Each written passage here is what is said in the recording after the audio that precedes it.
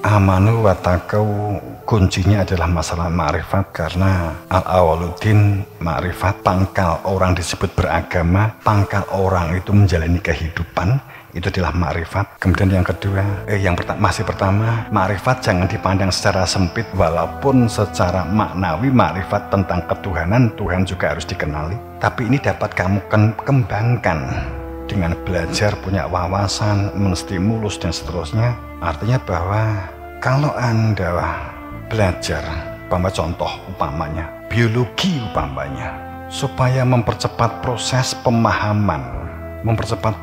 pemahaman kemanfaatan kehidupan bagi diri kamu, diri kita, dan lingkungan.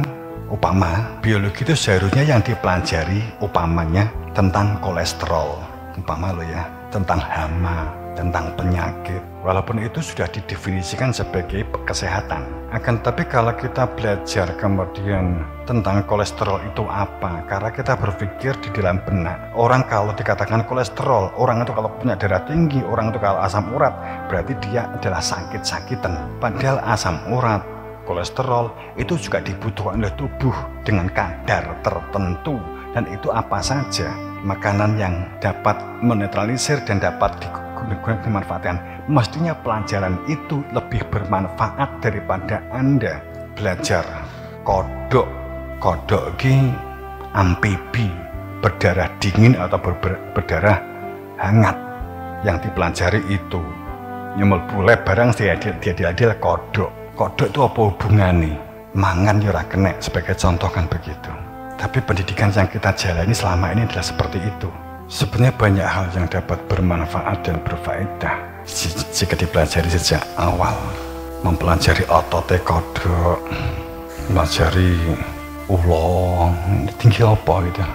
Mempelajari kimia tentang karbon, tapi nggak pernah diajarkan tentang fungsi karbon, manfaat karbon, guna karbon, dan ada di material apa saja tentang karbon itu, sebagai contoh kan begitu. Akhirnya tamat ke SMP, tamat ke SMA, lingu, nggak ngerti apa yang dilakukan, nggak ngerti apa yang diperbuat. Ini fakta-fakta bias. Terus pomone enek soal fisika, susunan atmosfer ruang angkasa atau udara di atas oksigen itu apa saja. Terus pilihannya ini, toposfer, iosfer, kon milih A, B, C, D, E.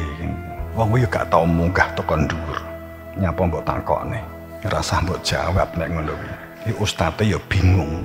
Kenapa enggak memberikan pertanyaan yang memiliki nilai konteks?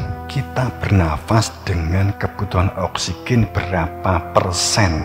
Tumbuhan yang dengan tumbuh sekian, dia akan mengeluarkan berapa kilo. Sehingga keluarga ini kalau ada 2 anak, 4 keluarga atau 5 keluarga, berarti membutuhkan pohon berapa? Kan manfaat, malah berfaedah. Kan contoh-contoh kan semacam itu. Sebutkan susunan material magma bumi. Awe tau mlebu rono apa? Nek sing fikih ya ngono. Bagaimana cara masuk surga dan memperoleh widodari?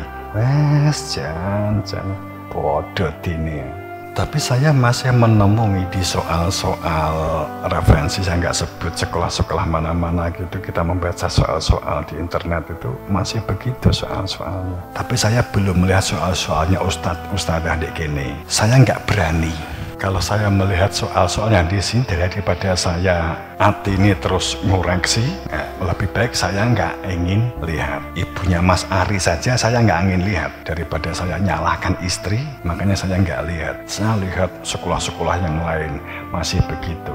Tapi satu sisi saya percaya ustadz-ustadzah sini tidak sama atau tidak beda.